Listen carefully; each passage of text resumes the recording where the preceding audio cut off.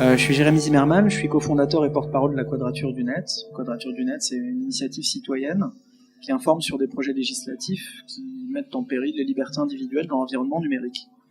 Donc vous avez peut-être entendu parler de notre combat sur la loi Hadopi, mais aussi de nos actions sur le paquet télécom européen.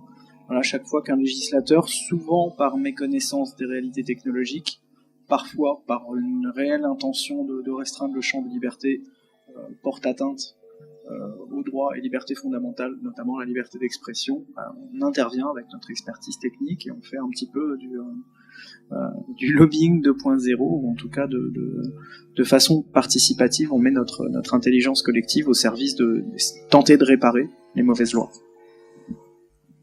Bonjour, je m'appelle Philippe Langlois, donc comme Olivier l'a dit, je m'occupe d'un hackerspace, qui est un endroit où on fait des projets open source, libres, qui ont trait à la technologie, à la société et à la culture.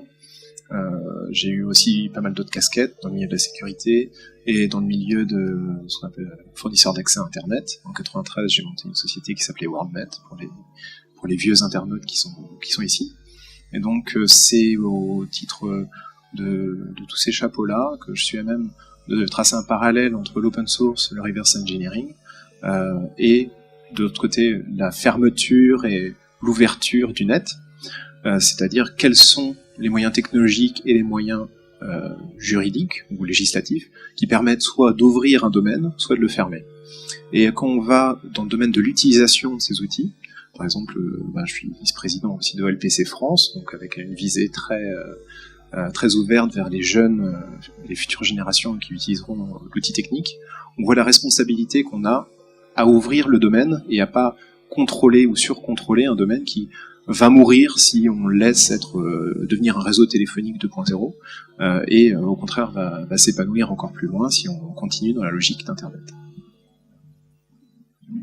Bonjour, je suis Fabrice Pellemoin, je suis l'éditeur d'un blog collectif qui s'appelle Read Wide Web, qui existe à l'origine aux États-Unis, aujourd'hui en France, en Espagne, au Brésil et bientôt en Hollande, qui s'intéresse aux impacts des nouvelles technologies sur la société, la culture et la politique.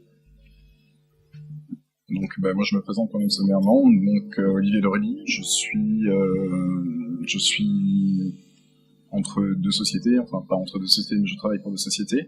Une qui s'appelle Tonux, qui a une vocation sécurité réseau et Wi-Fi maillé, donc réseau maillé, c'est-à-dire des réseaux qui appartiennent par définition à tout le monde et à personne. Et également Beersec, qui est une société spécialisée dans l'infogérance, ce qu'on appelle le hackable device, donc les matériels qu'on peut bidouiller, qui sont accessibles et avec lesquels on peut construire des choses. Donc sur ce, on va rentrer dans le vif du sujet, on va directement parler du filtrage d'Internet. Pourquoi on pense aujourd'hui en France, avec la loi LOPSI, à filtrer Internet? Quels effets pervers ça risque d'avoir en fait sur notre Internet? Et pourquoi nous pensons que c'est une mauvaise réponse à un problème qui, lui, pour une fois, est bien réel, contrairement à la réponse au problème Hadopi. Donc je propose peut-être éventuellement à Fabrice d'ouvrir le débat. Alors pourquoi est-ce qu'on essaye de filtrer Internet? La raison officielle, c'est les vilains pédophiles. À ça, il y a deux réponses. Alors il y a certains politiques qui sont sincèrement persuadés qu'on va pouvoir éliminer les contenus pédophiles de l'Internet.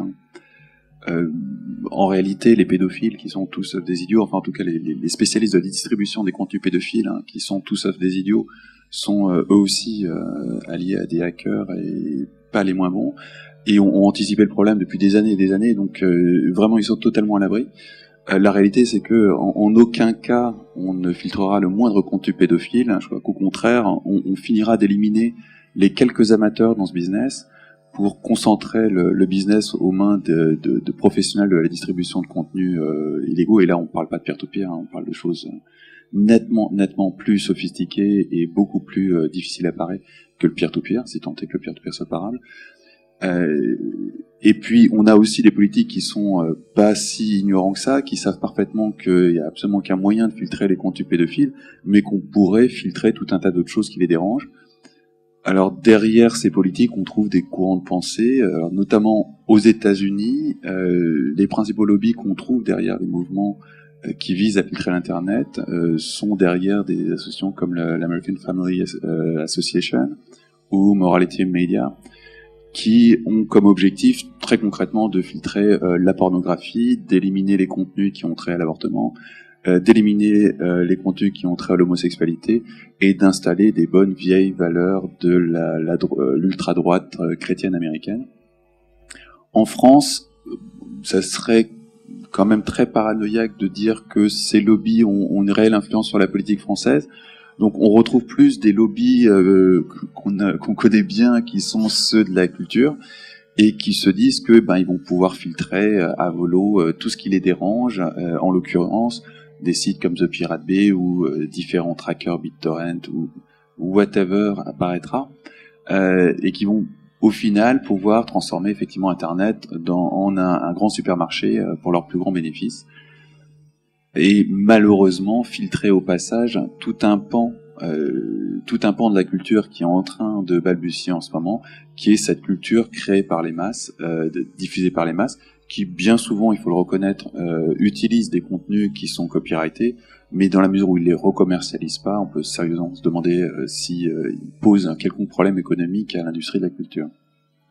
D'accord, donc très clairement, en fait, ce que tu es en train d'exposer, c'est que aux États-Unis, on parle réellement de filtrer de la pornographie et de la pédopornographie, et qu'en France, on s'est posé peut-être un petit peu le problème à l'envers, en se disant, on a un problème avec notre industrie culturelle, et le filtrage, en fait, est une réponse. Alors, en France, personne ne parle de filtrer la pornographie, il faut être honnête. Beaucoup de politiques parlent de filtrer la pédophilie, je mets au défi quiconque d'en trouver, c'est loin d'être une évidence.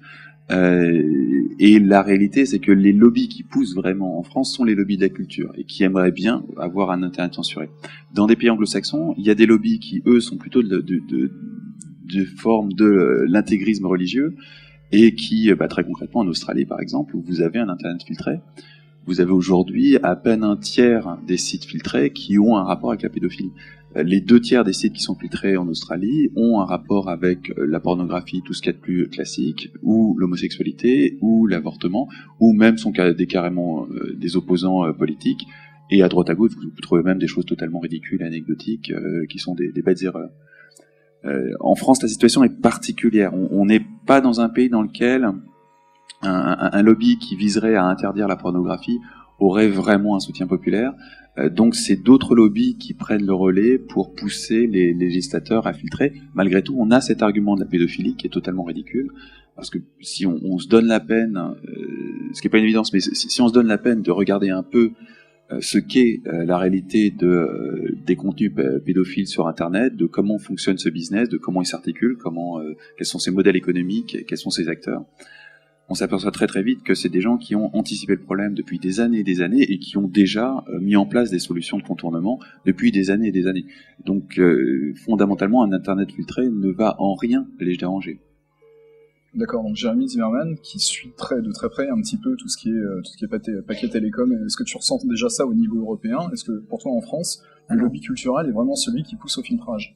Alors on va peut-être revenir sur les questions du paquet télécom européen, voire même sur la question du filtrage au niveau européen, parce que c'est hélas aussi d'actualité à l'échelle européenne. Juste pour appuyer ce que disait Fabrice, on a un smoking gun, comme on dirait ça en français, une preuve, un flagrant délit de Hervé Rony, qui était à l'époque le délégué général du SNEP, donc le syndicat national des éditeurs de phonogrammes, la musique, qui, le jour d'une première réunion au ministère de l'Intérieur au sujet du filtrage des contenus pédopornographiques, a déclaré dans la presse « Ah, ça prouve bien qu'on peut le faire, et si on peut le faire pour la pédopornographie, ça veut dire qu'on peut le faire pour la musique aussi. » Non, attention, je dis pas que c'est pareil, la musique et la pédopornographie, ça veut juste dire qu'on peut le faire. Donc c'est vraiment, on manquera pas de ressortir ça. Regretter Hervé Rony n'est plus au SNEP, mais ces paroles resteront. Mais j'aimerais remonter un petit peu plus en amont. Là, comme ça, on démarre à brûle-pourpoint sur le projet de loi LOPSI.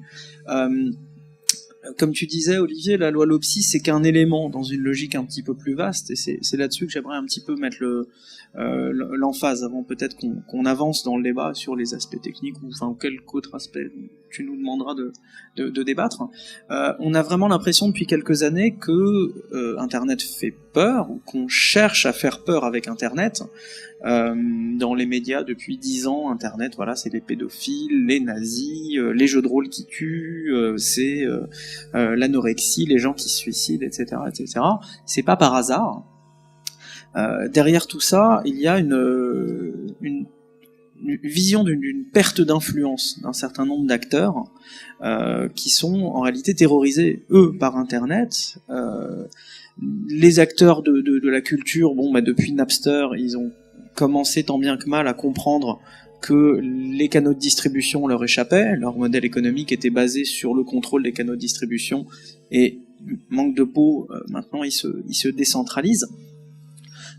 Les acteurs de l'audiovisuel ont aussi peu à peu compris que leurs histoires de chronologie des médias et de vache à lait en fonction des pays, des exclusivités, des chaînes payantes, etc., allaient aussi être balayées par Internet. Mais ce qui nous a vraiment fait peur, c'est il y a quelques années, lorsqu'on s'est aperçu qu'il commençait à y avoir une convergence de vues entre ces acteurs économiques qui avaient peur d'Internet. Ça, quelque part, on pourrait dire c'est normal. Les fabricants de bougies ont eu peur quand l'ampoule électrique est arrivée, et ils ont bien fait, comme les fabricants de calèches avec le moteur à explosion, etc., etc. Et donc on a commencé à avoir une convergence d'intérêts entre ces acteurs économiques et les acteurs politiques. Un des signes avant-coureurs que l'on a vu, c'est à l'époque de la DATSI. Vous vous souvenez peut-être de la DATSI, cette précédente révision du droit d'auteur, l'ancêtre de la DOPI, où Renaud Dondieu de Vabre, ministre de la Culture à l'époque, s'est fait massacrer sur Internet. Le moindre forum, le moindre bout de texte qui était écrit au sujet de la DATSI, lui, le retournait ses discours complètement creux.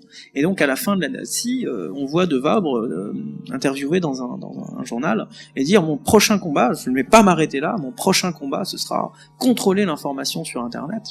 Parce qu'on dit vraiment n'importe quoi sur Internet, on raconte des calomnies, etc. Ensuite, il y a eu le traité de Constitution, où, comme une mécanique bien rodée, les médias sous contrôle disaient: il faut voter oui, il faut voter oui, il faut voter oui. Quelqu'un avait évalué à l'époque, j'ai plus la source de ce chiffre-là, à 70% du temps d'antenne sur le sujet, les argumentaires pro-traité, donc 70% qui disaient faut voter oui, et sur Internet ça disait faut voter non, faut voter non. Et les gens décortiquaient les textes, disaient dans le doute abstiens-toi, ou dans le doute vote non, et finalement c'est le non qui l'a emporté. Et là il y a encore une fois toute une partie de la classe politique qui s'est pris une grosse claque en se disant: mais qu'est-ce que c'est que cette espèce d'Internet là? Jusqu'à présent on allait voir les directeurs des rédactions des quelques chaînes influentes, on leur disait: cher ami, il va falloir dire ça. Et c'est ce qui sortait dans les urnes. Et là, ça se passe plus tout à fait comme ça. Et on a encore un signe récent avec l'affaire Hortefeux. Donc des signes avant-coureurs de contrôle de l'internet, quand il y en a un, ça va, mais c'est quand ils sont nombreux qu'on commence à avoir des problèmes. Quand Hortefeux a fait sa blague de beauf, tout le monde est venu à son soutien en disant: ah, mais le vrai problème ici, c'est Internet.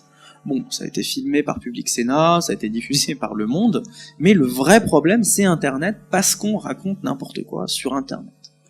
Et donc voilà, c'est pour mettre un petit peu le contexte politique qui rejoint le contexte économique, de se dire: oulala, Internet c'est beaucoup trop libre, ça porte beaucoup trop atteinte à nos schémas de pensée basés sur le contrôle et la centralisation de la diffusion de l'information.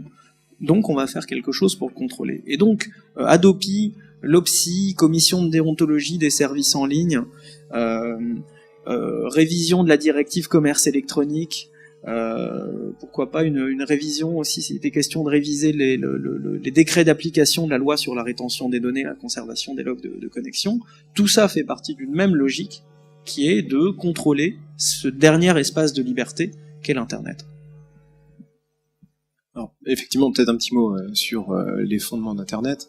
Internet, si on prend les législations Adopi, DATSI, et même auparavant la loi sur la sécurité intérieure, et tout ce qui a été utilisé pour un peu museler ce nouveau média, c'est pas très compatible avec les fondements d'Internet. C'est-à-dire qu'on n'aurait pas pu créer Internet dans les années 60-70 si on avait utilisé cette philosophie, ces paradigmes, pour appliquer ça sur le domaine technique. Donc ça nécessitait d'avoir un domaine d'ouverture bizarrement amené par les militaires, puisque le but c'était de pouvoir avoir un réseau intelligent qui, s'il était partiellement détruit ou partiellement contrôlé par l'ennemi, pouvait continuer à fonctionner. Ici, ce qu'on voit, c'est que les gouvernements se rendent compte de l'intérêt de pouvoir avoir un outil qui qui conduit une grosse partie de la croissance mondiale, et en même temps le mettant un peu sous contrôle. C'est un peu ce qu'on a vu au niveau des radios FM, après les radios libres. On a besoin de mettre ça sous contrôle parce que, d'une part, il y a des excès, mais d'autre part, et énormément, ça dérange. Et quand ça dérange trop et que ce sont les mêmes personnes que ça dérange qui sont au pouvoir, on voit vers où vous allez, là, typiquement avec le détournement de finalité. On l'a déjà vu sur le fichier ADN, là on peut le voir sur des lois dites contre les pédophiles qui seront appliquées finalement au contenu politique par exemple, ou aux polémiques, ça dépend de qui appelle ce contenu. Maintenant il faut bien voir que cette logique, ce mode de pensée qui a créé Internet, donc un mode de pensée de liberté, d'ouverture, qui n'était pas forcément fait par des gens libertaires, puisque là on est peut-être assez positionné sur des gens qui sont avec le drapeau en avant, sauvegardant la liberté, mais c'est aussi des gens qui étaient, comme je vous ai dit, dans le domaine de la défense. Et il faut bien voir que, malgré tout, il y a quand même un principe sous-jacent qui est de toujours contourner les blocages. Et ça, c'est le cas avec Internet, mais c'est le cas avec l'open source. Quand on a un blocage propriétaire, avec l'open source, il y a des gens qui font ce qu'on appelle le reverse engineering, ce qui est encore un droit, à ce que je sache, et donc qui permettent d'ouvrir quelque chose qui était fermé auparavant. Quel impact ça a ? L'impact est que Internet, comme l'open source, va toujours réussir à router au-delà des blocages. C'est-à-dire que demain, si le gouvernement met en place un blocage, il y aura de nouveaux protocoles plus sécurisés, puisqu'ils seront sécurisés contre un ennemi qui s'appellera là le gouvernement, qui essaye d'écouter, de détecter, de capturer. Bon, ça, c'est typiquement des principes de sécurité informatique. Et donc, Internet et le monde de l'open source et le monde, tout simplement, du développement, va venir avec de nouvelles solutions. Ce qui se passe, c'est que les nouvelles solutions, quand c'est au niveau d'Internet, quand il y a des petits paquets qui passent par un autre bout du réseau, c'est automatique. Là, on parle de solutions technologiques, et donc on parle d'adoption. Et cette technologie et ces adoptions seront beaucoup plus rapidement adoptées par des gens qui ont très fortement à perdre. Donc tu parlais des pédophiles, mais il y aura beaucoup d'autres communautés illégales qui seront donc les premiers adopteurs de ces technologies de contournement des contrôles gouvernementaux. Mais il faut bien voir que ceux qui en pâtiront le plus, ce seront vraiment les utilisateurs lambda. C'est Madame Michu qui va en gros avoir de plus en plus de pubs, parce que fondamentalement ce qui va continuer à exploser c'est le domaine commercial sur Internet. Et par contre tout ce qui est des gens qui ont vraiment créé Internet, donc des gens qui avaient une autre vision de la société, qui essayaient de la mettre dans quelque chose de pragmatique et d'utilisable, ces gens-là fondamentalement vont être soit de moins en moins présents, soit vont disparaître sous une masse de contrôle. Et donc du coup, d'une part, les contrôles ne s'appliqueront pas aux targets qui étaient voulus par le gouvernement, mais d'autre part, c'est le domaine général de l'ouverture et de la création sur Internet et dans le monde de l'informatique qui va être victime de ces nouvelles lois. Donc là, je prends ma petite casquette One Laptop per Child. L'idée, c'est qu'est-ce qu'on transmet aux générations futures ? Est-ce qu'on veut avoir le paysage de la radio FM commerciale qu'on a maintenant, ou est-ce qu'on veut des radios, je dirais, plus intéressantes, avec un contenu moins commercial et quelque chose de plus libre ? Ça, c'est la grosse question qu'il faut se poser, parce que c'est des choses qui, une fois qu'on est rentré dans cette démarche de contrôler, de fermer, on peut difficilement revenir en arrière. Et je crois que ça, c'est le vrai enjeu. C'est une question hautement politique, et dans le sens de la chose politique même, et pas dans le côté politicard, je dirais. C'est une question qu'on a peu vu aborder réellement dans les débats politiques. C'est quelque chose qu'au niveau des journalistes, par exemple, au niveau des blogueurs, c'est déjà le cas, on aimerait voir plus souvent abordé auprès de nos amis les politiques. Juste une petite chose, mais quelque chose qui me dérange un petit peu quelque part en fait dans ce discours, c'est qu'on fait le comparatif souvent. Alors on compare un petit peu Internet au début des radios libres. Internet aujourd'hui, il y a une réalité, c'est qu'il y a beaucoup plus de blogueurs et de gens qui écrivent sur Internet et qui produisent qu'il n'y avait en fait de radios libres qui diffusaient. totalement d'accord. Ma comparaison est très partiale, c'est pour donner un point de comparaison Ouais, en termes d'évolution. J'entends bien, mais c'est juste un rapport de masse qui fait qu'aujourd'hui, si effectivement on a réussi à verrouiller un petit peu les radios libres, ça sera pas forcément le cas avec Internet, parce que le rapport de force n'est pas du tout le même. C'est d'accord. C'est clair que là, il s'agit de verrouiller une population tout entière, dans la mesure où n'importe quel gamin peut ouvrir un blog et s'exprimer. On l'avait vu avec Adopi, hein. Je reviens sur ta vision d'effectivement une convergence entre des politiques d'un côté, puis des industries qui sont en train de mourir de l'autre, soit parce qu'elles sont fondamentalement obsolètes, soit parce qu'elles n'ont pas su s'adapter. En l'occurrence, il y en a deux en France, hein. Il y a l'industrie culturelle, dans son ensemble. Même si l'industrie du cinéma, pour l'instant, est dans une période d'état de grâce, elle va y arriver. Et puis, il y a l'industrie de la presse. Et durant les 9 derniers mois, il y a eu une censure quasi totale concernant le débat Adopi dans les médias. Je crois que tu as dû totaliser, Jérémy, 80% du temps d'audience des anti-Adopi dans les médias classiques, soit l'équivalent de quoi, tout casser 3 quarts d'heure, 1 heure, hein, sur différentes chaînes de télé, versus des heures et des heures et des heures et des heures d'un discours lénifiant qui, grosso modo, nous expliquait que le téléchargement, c'était mal et qu'il était impératif de mettre tous ces gamins qui téléchargeaient dans le droit chemin.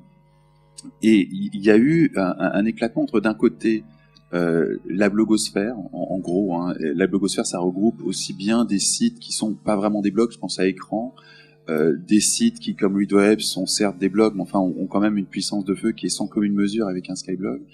Et puis des dizaines de milliers de petits blogs qui ont, à partir du début de cette année, été tous sur le créneau de la discussion sur Adopi, de façon quasi unanime. Je crois que tu avais organisé une opération Blackout qui a réuni je ne sais combien de dizaines de milliers... 2 millions de pages. 2 millions de pages.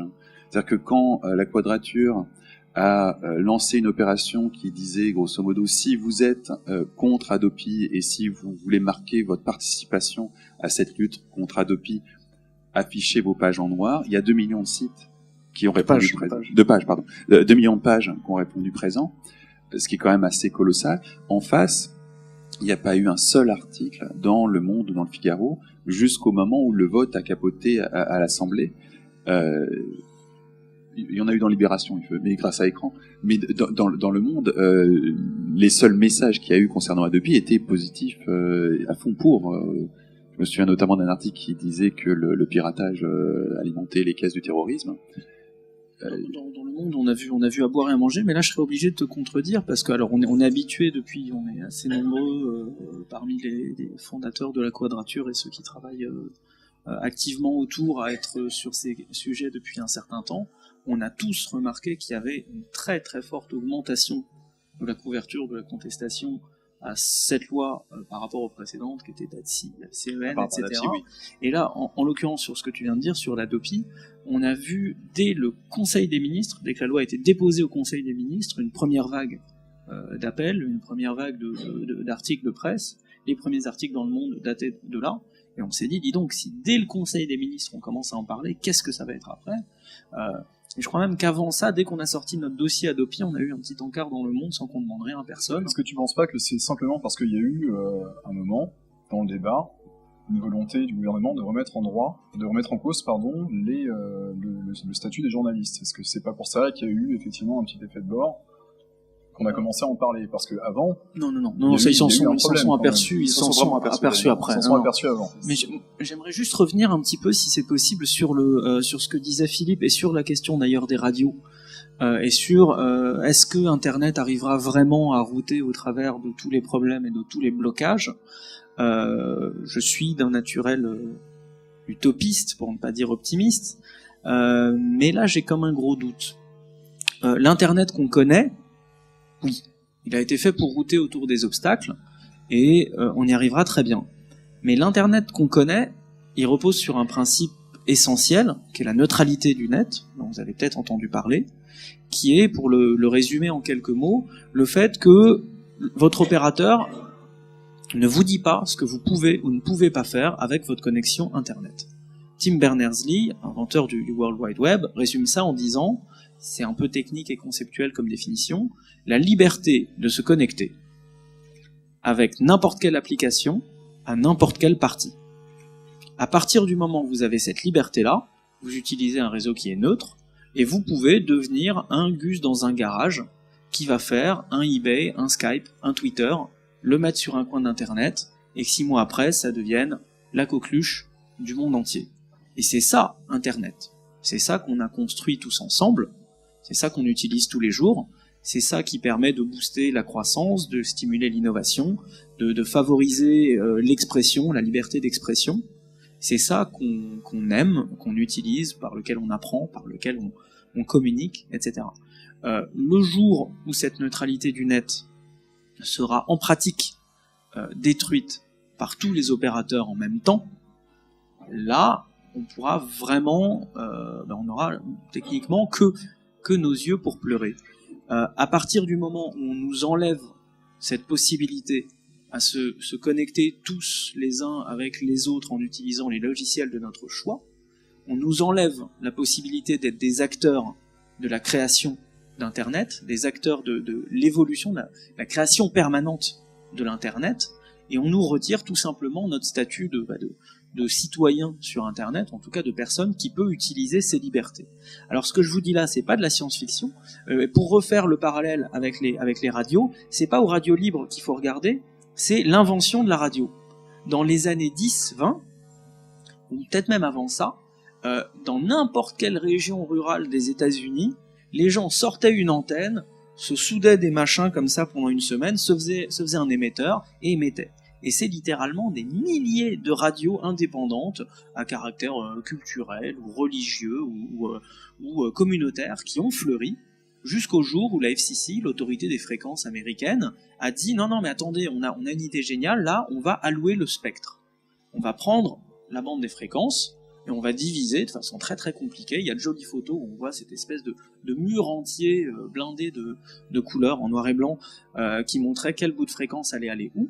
C'est les militaires qui disaient que voilà, ils voulaient pas que tout le monde commence non plus à faire n'importe quoi avec toutes les bandes de fréquences. Ça a été l'un des prétextes à l'époque-là. Et de là, on a commencé à allouer les fréquences à ceux qui avaient les moyens de payer. Et 7 ans après, 95% du temps d'antenne la nuit était partagé entre CBS et je sais plus quel autre acteur encore présent aujourd'hui.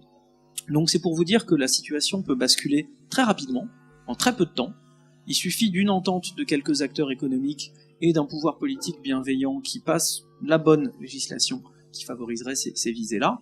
Et pour vous dire à quel point on n'est pas dans la science-fiction quand je vous parle de ça, regardez ce qu'on vous vend en l'appelant Internet mobile sur les téléphones portables. C'est un machin qui est tout sauf Internet, parce qu'il y a écrit en petit en bas, sauf voix sur IP, Skype par exemple, pour citer un logiciel propriétaire, parce que si vous utilisiez un logiciel de voix sur IP sur votre téléphone, vous payeriez pas les frais de roaming complètement exorbitants dès que vous voyagez dans l'Union Européenne, qui est la vache à lait depuis des années alors que les réseaux sont largement amortis. On vous dit pas de peer-to-peer et pas de newsgroup parce que ça en ferait du trafic et puis que vous iriez pas acheter des morceaux de musique à 1 euro sur leur service à la con, etc. Pas de, je sais plus quelle autre restriction imbéciles sont sur tous les contrats de Orange, SFR et Bouygues. Donc en France, on est dans une situation où pour le guillemets internet guillemets mobile, on a un Internet qui est plus Internet, qui est plus neutre, ou si vous inventez le nouveau protocole de vidéo, visio, machin, si vous n'avez pas l'autorisation des 3 opérateurs, vous n'existez pas. Et donc, c'est ce contre quoi on est en train de se battre à Bruxelles sur le paquet télécom, où l'opérateur AT&T, l'opérateur américain qui aux États-Unis est le principal acteur de la lutte contre cette net neutrality et contre toute réglementation qui imposerait la net neutrality, a réussi à faire passer en seconde lecture des amendements qui autorisent à des conditions de limitation d'accès à des services ou applications sur Internet, donc on est en plein dedans. Alors, on va essayer de conclure assez rapidement, il y a du monde derrière. Je crois qu'il faut voir aussi, on met le gouvernement dans un grand méchant, en position du grand méchant. Le gouvernement a deux choses qui sont assez contradictoires à corréler.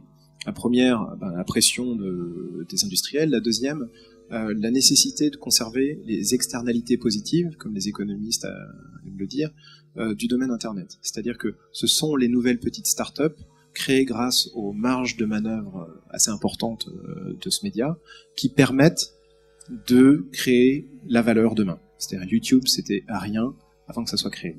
Ce sont des petites startups qui sont faites à partir de cet élément de liberté. Et si le gouvernement et les gouvernements détruisent une liberté qui peut être utilisée par une de leurs sociétés, une de leurs espoirs, on va dire, locaux pour créer la nouvelle valeur demain, ils tuent une grosse partie du développement dont ils ont besoin pour vivre. Donc fondamentalement, c'est des gens qui sont quand même dans une double pression. Faut voir qui est capable de leur rappeler. Parce qu'il suffit de leur rappeler de manière simple, et c'est une action que Jérémy fait avec la Quadrature du Net très simplement, que tu fais avec Right Web.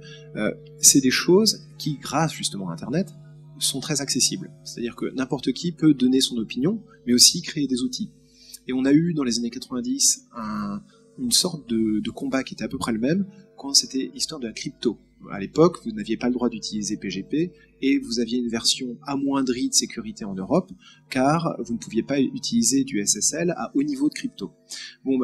Typiquement, il y a un chercheur qui s'appelait Matthew Blaze qui a montré que les protocoles que présentait le gouvernement n'étaient pas sécurisés et pouvaient être retournés pour finalement permettre au crime, à la mafia, de communiquer de manière couverte, cryptée, alors que les individus ne seraient même pas protégés contre justement ces mafias qui en profiteraient pour faire ce qu'on voit tous les jours maintenant, c'est phishing, carding et compagnie. Donc ici, des avancées technologiques demain vont rendre caduques des grandes parties de la loi, et ça, c'est des choses contre lesquelles le gouvernement ne peut rien faire, donc il y a tout à fait intérêt à ne pas rentrer dans des logiques qui sont coûteuses, qui vont peut-être générer quelques emplois au niveau local, mais qui finalement seront une perte d'argent car seront montrées complètement inefficientes à terme. Voilà, donc malheureusement, on n'a pas trop le temps. On va laisser place en fait à la prochaine table ronde. Voilà, si vous avez éventuellement des questions, on peut faire peut-être un petit tour très très rapide. Vous pouvez nous rencontrer sinon à la sortie de la conférence, il n'y a pas de souci. Ouais.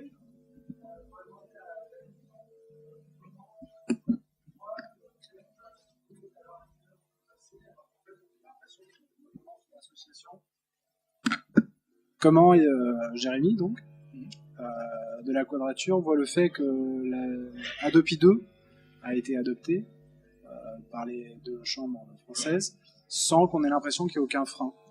Adopi a été adopté de la même manière. J'ai essayé de faire une réponse courte. La première, les cons, ça ose tout, c'est même à ça qu'on les reconnaît.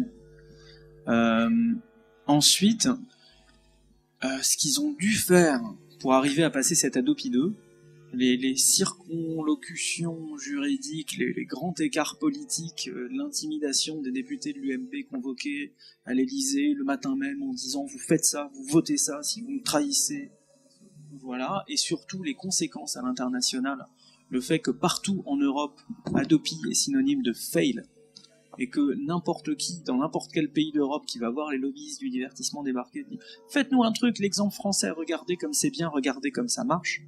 Pour tout le monde, ça va être la blague, ça va être le synonyme de la poisse politique. Et encore, c'est que aujourd'hui, avant qu'elle soit en application, il faut encore qu'elle passe le Conseil constitutionnel. Je vous invite à lire la saisine.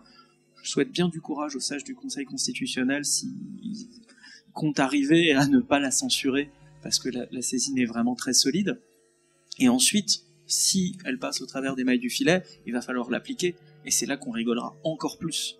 Et la démonstration a été faite de long, en large et en travers. Et comme disait notre regrettée ministre Christine Albanel, ce qui comptait, on savait bien que ce serait inefficace, mais ce qui compte, c'est de faire un cadre psychologique et de faire comprendre aux gens les choses. Ben là, c'est fait, mais dans le sens inverse.